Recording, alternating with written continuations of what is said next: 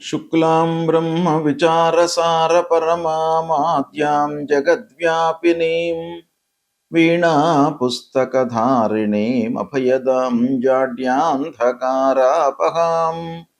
हस्ते स्फाटिकमालिकां विदधतीं पद्मासने संस्थितां वन्दे तां परमेश्वरीं भगवतीं बुद्धिप्रदां शारदां।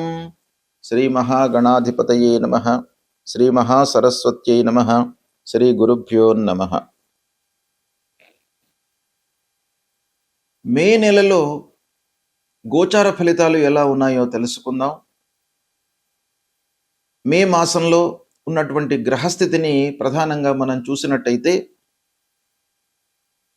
సూర్య భగవానుడు 15వ తారీఖు వరకు మేషరాశిలో సంచరిస్తున్నాడు. తదనంతరం వృషభ రాశిలోకి ప్రవేశించి మాసాంతం వరకు కూడాను వృషభ రాశిలో ఉంటున్నాడు. కుజుడు 12వ తారీఖు వరకు మీనంలో సంచరిస్తున్నాడు. 12 నుండి మాసాంతం వరకు మేషరాశిలో సంచరిస్తున్నాడు. బుధుడు 1వ తారీఖు నుండి మేషంలో సంచరిస్తున్నాడు. 15వ తారీఖు వరకు ఉంటున్నాడు. 15వ తారీఖు నుండి వృషభ రాశిలోకి ప్రవేశిస్తున్నాడు. 29వ తారీఖు వరకు వృషభంలో ఉంటున్నాడు. 29 నుండి మాసాంతం మిథున రాశిలో ఉంటున్నాడు బుధుడు.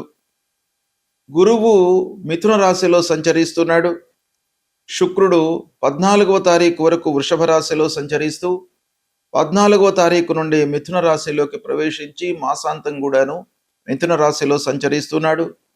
శనైశ్చరుడు మీనరాశిలో సంచరిస్తున్నాడు. రాహువు కుంభరాశిలో సంచరిస్తున్నాడు. కేతువు సింహరాశిలో సంచరిస్తున్నాడు.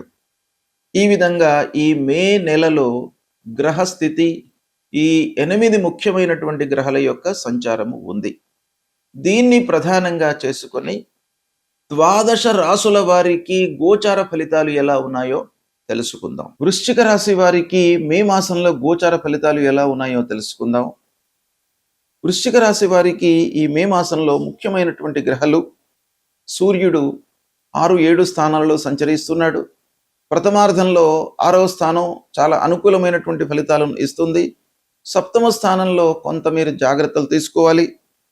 కుజుడు ద్వితీయార్థంలో మీకు అనుకూలంగా ఉన్నాడు. ప్రారంభంలో 5వ స్థానంలో సంచరిస్తున్నాడు. 6వ స్థానంలో కుజుడి ఎంటర్ మూలకంగా మీకు చాలా మంచి ఫలితాలు కలిగేటువంటి అవకాశాలు ఉన్నాయి. బుధుడు 6, 7, 8 స్థానాల్లో సంచరిస్తున్నాడు, అనుకూలంగా ఉన్నాడు. గురువు మట్టుకు 8వ స్థానంలో ఉన్నాడు. 8వ స్థానము కొంత ప్రతికూలమైనటువంటి ఫలితాలను ఇస్తుంది. శుక్రుడు 7వ, 8వ స్థానాలలో సంచరిస్తున్నాడు. 7వ స్థానం ప్రతికూలంగా ఉంటుంది. మళ్ళీ 8వ స్థానంలోకి ప్రవేశించగానే మనకు మంచి ఫలితాలను శుక్రుడు ఇచ్చే అవకాశాలు ఉంటాయి. శని 5వం ప్రతికూలము, రాహు 4థం ప్రతికూలము, కేతు 10వం ప్రతికూలంగా సంచరిస్తున్నారు. ఈ విధంగా గ్రహస్థితి ఉంది వృశ్చిక రాశి వారికి. ఓవరాల్గా మనం చూసినట్టయితే వృశ్చిక రాశి వారికి ఈ మాసంలో తాత్కాలికంగా కొన్ని మంచి ఫలితాలు ఉన్నాయి. అయితే మీరు బాగా కాన్సన్ట్రేషన్ చేయాలి. చేసేటువంటి పనిపైన, చేసే వృత్తిపైన. మనము ఒకవేళ వ్యాపారంలో ఉన్నా కూడాను తీసుకునేటువంటి ఒప్పందాలు, స్టెప్స్, వీటన్నిటిపైన కూడాను ఆచితూచి నిర్ణయాలు తీసుకోవడం చాలా అవసరము. ఇకపోతే ప్రథమార్థంలో మీకు సూర్యుడు అనుకూలంగా ఉన్నాడు కాబట్టి ఆ 6వ స్థానంలో సూర్యుడి యొక్క సంచారం మూలకంగా మీకు శత్రువుల మూలకంగా విజయం చేకూరేటువంటి అవకాశం బాగా కనబడుతుంది. అంటే శత్రు విజయము, మీ పైన ఎవరైతే గిట్టని వాళ్ళు ఉంటారో, మీకు హాని తలపెట్టాలి, మిమ్మల్ని ఇబ్బందుల పాలు చేయాలి అనేటువంటి మనస్తత్వంతో ఎవరైతే మీ క్లోజ్ సర్కిల్లో ఉంటారో వాళ్ళ మూలకంగా మీకు ప్రత్యేకంగా ప్రథమార్థంలో విజయం చేకూరేటువంటి అవకాశం బాగా కనబడుతుంది. ఇక వ్యాపారస్తులకు వ్యాపారం లోపల పోటీతత్వం బాగా పెరుగుతుంది. అంటే కాంపిటీషన్ బాగా పెరుగుతుంది. మనం చేస్తున్నటువంటి వ్యాపారానికే ఎదురుగా ఇంకా వేళే వాళ్ళు రావడం మూలకంగా ఒక పోటీ అనేటువంటిది ఏర్పడేటువంటి అవకాశం బాగా కనబడుతుంది. ఇక క్రయ విక్రయాలు ప్రతినిత్యం చేస్తున్నటువంటి ట్రేడింగ్ విషయంలో మట్టుకు మీరు కొంత జాగ్రత్తలు తీసుకోవాలి. రియల్ ఎస్టేట్ వ్యాపారస్తులకు మిశ్రమ ఫలితాలు గోచరిస్తున్నాయి ఈ మే మాసంలో. సాఫ్ట్వేర్ రంగంలో ఉన్నటువంటి వారికి కొంత ప్రెషర్ ఉంది, ఒత్తిడి బాగా ఉంది. అంటే పనుల మూలకంగా మీకు ఓవర్ బర్డెన్ అయ్యేటువంటి అవకాశాలు ఉన్నాయి కాబట్టి కొన్ని జాగ్రత్తలు తీసుకోండి. ప్రభుత్వ ఉద్యోగులకు మార్పులు కనబడుతున్నాయి.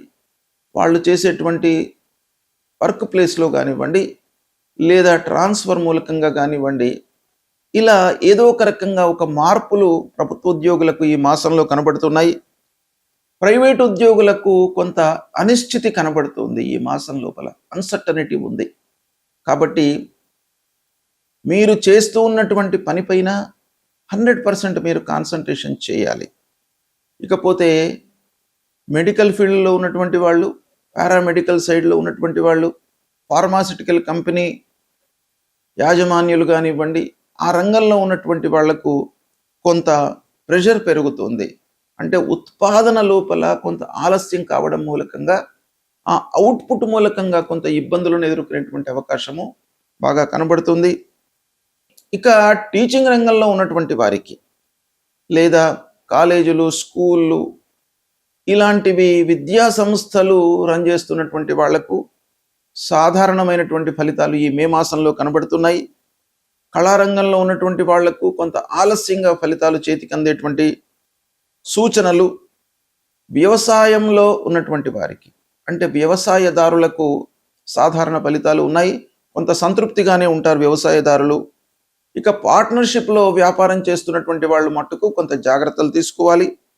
విద్యార్థులకు ముఖ్యంగా ఈ మాసము వృశ్చిక రాశి వారికి కొంత కష్టకాలంగా మనం భావించాలి. మీరు ఎఫర్ట్స్ పెట్టాలి. బాగా ఎఫర్ట్స్ పెడితే మీరు అనుకున్నటువంటి ఫలితాలను పొందేటువంటి అవకాశాలు ఉన్నాయి. పరీక్షల మూలకంగా మీ లోపల ఒక ప్రెషర్ బిల్డప్ అయ్యేటువంటి అవకాశం ఉంది. దాన్ని మీరు ఓవర్కమ్ చేయడానికి, తగ్గించుకోవడానికి ఒకటే ఒక మార్గము, మీరు చేస్తూ ఉన్నటువంటి పనిపైన 100% కాన్సన్ట్రేషన్ చేయండి. మనస్సు ఒక చోట, తను ఒక చోట అని కాకుండా మీరు మనస్సు, శరీరము వీటన్నిటిని కూడాను ఏకాగ్రతతో నిలిపి మీరు చేసినట్టయితే సత్ఫలితాలను పొందుతారు. ఆరోగ్య విషయం లోపల కొంత జాగ్రత్తలు తీసుకోండి. కుటుంబ వాతావరణం కొంత టెన్షన్గా ఉంటుంది కాబట్టి కుటుంబం పైన కూడాను మీరు కాన్సన్ట్రేషన్ చేయాలి.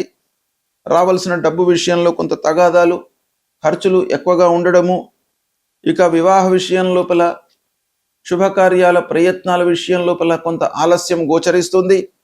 స్నేహితుల మూలకంగా కొంత సహాయం అందుతుంది, కానీ వారి నుండి మీరు సహాయము స్వీకరించే సమయం లోపల కొంత జాగ్రత్తగా ఉండడము చాలా మంచిది. ఇకపోతే శత్రువులు మీకు పెరిగేటువంటి అవకాశాలు ఉన్నాయి. ఆధ్యాత్మికత దీనికి చాలా అవసరము. ఆధ్యాత్మికంగా మీరు కొంత డెవలప్ చేసుకున్నట్టయితే కొన్ని విషయాల నుండి మీరు విముక్తులయ్యి ఒక సత్ఫలితాలను పొందేటువంటి అవకాశం కనబడుతుంది. ప్రయాణాలలో జాగ్రత్తలు తీసుకోండి. ఓవరాల్గా వృశ్చిక రాశి వారికి మే మాసంలో మిశ్రమ ఫలితాలు గోచరిస్తున్నాయి. కొన్ని జాగ్రత్తగా మీరు స్టెప్స్ తీసుకోండి, శుభ ఫలితాలను పొందుతారు. గ్రహస్థితి ప్రతికూలంగా ఉన్నప్పుడు మనము చేయవలసినటువంటి కర్తవ్యం ఏంటంటే పరిహారాలు చేసుకోవడము, భగవంతుడి యొక్క అనుగ్రహాన్ని పొందడము. ఈ క్రమంలో పరిహారము అనగానే ఆ గ్రహానికి సంబంధించినటువంటి జపము, దానము ఇవి చేసుకోవడము. ప్రథమంగా సూర్యుడు ప్రతికూలంగా సంచరిస్తున్నటువంటి సమయం లోపల మనం ఏం చేయాలి? సూర్య భగవానుడికి సంబంధించినటువంటి మూల మంత్రాన్ని మనం జపించుకోవాలి. మీకు ఎన్నిసార్లు వీలైతే అన్నిసార్లు జపించుకోవచ్చును. కనీసము ఒక 10 సార్లు జపా కుసుమ సంకాశం కాశ్యపేయం మహద్యుతిం తమూరిం సర్వపాపఘ్నం ప్రణతోస్మి దివాకరం అనేటువంటి మూల మంత్రాన్ని ప్రతినిత్యం కూడాను చదువుకోండి. ఆదిత్య హృదయము ప్రధానంగా మీరు స్తోత్ర పారాయణం చేసినట్టయితే సూర్య భగవానుడి యొక్క అనుగ్రహము మీకు లభిస్తుంది. తద్వారా ఆరోగ్యము, మీ లోపల ఒక సంతోషము, ఆనందము, శారీరక రుగ్మతలు లేకుండా ఉండడము, ఇలాంటివన్నీ కూడాను ఆ సూర్య భగవానుడి మూలకంగా మీకు సమకూరుస్తుంది. కాబట్టి సూర్యుడికి సంబంధించినటువంటి చేయండి. గాయత్రి ఉపాసన చేయండి. సూర్య నమస్కారాలు చేయండి, సూర్యుడికి అర్ఘ్య ప్రదానం చేయండి. ఇవి చేసినట్టయితే మీకు ఆరోగ్య సమస్యలు లేకుండా ఉంటాయి. ఆరోగ్యమే మహాభాగ్యం కాబట్టి సూర్యుడి యొక్క సంచారము మన పైన చాలా ప్రభావాన్ని చూపిస్తుంది. డైరెక్ట్గా మనకు ఆరోగ్యం పైన, ఆరోగ్యం ద్వారా మిగతావన్నీ కూడాను లింక్ అయి ఉంటాయి కాబట్టి ప్రథమంగా ఆరోగ్యానికి ఉండడానికి సూర్య భగవానుణ్ణి మీరు సంతృప్తి కొరకై ఈ స్తోత్ర పారాయణం చేసుకోండి. అదేవిధంగా అంగారకుడు ప్రతికూలంగా ఉన్నప్పుడు, అంగారకుడు 3, 6, 11 స్థానాల లోపలనే మనకు అనుకూలమైనటువంటి ఫలితాలను ఇస్తాడు. కనుక అంగారకుడు ప్రతికూలంగా ఉండడానికే ఎక్కువ అవకాశాలు ఉంటాయి. కాబట్టి అంగారకుడిని ప్రీతి చేసుకోవడానికై, అంటే కుజగ్రహమును ప్రీతి చేసుకోవడానికై అధిష్టాన దేవత అయినటువంటి ఆ సుబ్రహ్మణ్య స్వామిని పూజించండి. సుబ్రహ్మణ్య స్వామిని పూజించడం మూలకంగా మీ లోపల కోపోద్రేకాలు, అసహనము ఇవి లేకుండా ఒక సమతుల్యతతో మీ మానసిక స్థితి ఉండేటట్టుగా ఆ భగవంతుడి యొక్క అనుగ్రహం కలుగుతుంది. కాబట్టి ఆ సుబ్రహ్మణ్య స్వామిని కొలవండి. ప్రతినిత్యం కూడాను ధరణీ గర్భ సంభూతం విద్యుత్ కాంచన సన్నిభం కుమారం శక్తిహస్తంచ మంగళం ప్రణమామ్యహం అనేటువంటి మూలమంత్రాన్ని ప్రతినిత్యం కూడాను చదువుకోండి. ఇక బుధుడు ప్రతికూలంగా ఉన్నప్పుడు, బుధుడు ముఖ్యంగా మనకు ఆలోచన, మన సమయస్ఫూర్తితో తీసుకునేటువంటి నిర్ణయాలపైన ప్రభావాన్ని చూపిస్తాడు, వ్యాపారం పైన ప్రభావాన్ని చూపిస్తాడు. కాబట్టి ఆ బుధుడి యొక్క అనుగ్రహం కావాలి. మంచి స్థితి లోపల మనకు ఒక ఉండడానికై ఆ బుధుడి యొక్క అనుగ్రహం కావాలి. కాబట్టి ఆ బుధుడికి సంబంధించినటువంటి అధిష్టాన దేవత విష్ణుమూర్తి ప్రతినిత్యం కూడాను ఆ శ్రీమన్నారాయణుణ్ణి మీరు స్తోత్రం చేయండి. విష్ణు సహస్రనామ పారాయణం చేసుకోండి. ఒకవేళ మీకు విష్ణు సహస్రనామ పారాయణం చేసుకోవడానికి సమయం లేనట్టయితే ఒక శ్లోకం అందులో నుండి వనమాలి గదీ శారంగి శంకీ చక్రీ చ నందకి శ్రీమాన్ నారాయణోర్ విష్ణు వాసుదేవోభిరక్షతు అనేటువంటి ఆ మూలమంత్రాన్ని ప్రతినిత్యం కూడాను చదువుకోండి. గురు భగవానుడు, గురుగ్రహము ప్రతికూలంగా ఉన్నప్పుడు మనం ఏం చేయాలి? మూలమంత్రాన్ని ప్రతినిత్యం కూడాను చదువుకోండి. దేవానాంచ ఋషీణాంచ గురుంకాంచన సన్నిభం వందనీయం త్రిలోకానాం తం నమామి బృహస్పతిం అనేటువంటి మూలమంత్రాన్ని చదువుకోండి. సద్గురువులను సందర్శించుకోండి. మాతాపితృవులను సేవించండి. తద్వారా మీకు ఆ గురు భగవానుడి యొక్క అనుగ్రహం లభిస్తుంది. ఇక శుక్రుడు మనకు సంతృప్తిని, ఆనందాన్ని ఇచ్చేటువంటి గ్రహము. కాబట్టి శుక్రుడి ప్రీతికై మహాలక్ష్మి అమ్మవారిని మీరు పూజించండి. తద్వారా మీకు అనుకూలత కలుగుతుంది. ఇక ప్రధానమైనటువంటి గ్రహము శనీశ్వరుడు. శని ప్రతికూలంగా ఉన్నప్పుడు తప్పకుండా పరిహారాలు చేసుకోవాలి. నీలాంజన సమాభాసం రవిపుత్రం యమాగ్రజం ఛాయా మార్తాండ సంభూతం తం నమామి శనీశ్వరం అనేటువంటి మూలమంత్రాన్ని ప్రతినిత్యం కూడాను జపించండి. హనుమాన్ చాలీసా పారాయణం చేయండి. నల్లని నువ్వులు, ఇనుప ముక్క, నల్లని నువ్వులతో చేసినటువంటి నూనెను మీరు దానంగా ఇవ్వండి. లేదా నవగ్రహాల లోపల పశ్చిమ దిశలో ఉండేటువంటి ఆ శని గ్రహాన్ని తైలాభిషేకం చేసి కాళ్ళు గడుక్కొని దాని తర్వాత మళ్ళీ ఆంజనేయ స్వామి దర్శనం చేసుకోండి. అలా చేసుకున్నట్టయితే మీకు శని భగవానుడి యొక్క అనుగ్రహం లభిస్తుంది. ఇక రాహువు ప్రధానమైనటువంటి గ్రహము. మన లోపల భయభ్రాంతులను క్రియేట్ చేసేటువంటి గ్రహము. తెలియకుండా ఒక ఇల్యూజన్కు గురి చేసేటువంటి గ్రహము. కాబట్టి రాహు ప్రీత్యర్థమై అమ్మవారిని దర్శించుకోండి. దుర్గామాత యొక్క అనుగ్రహాన్ని పొందండి.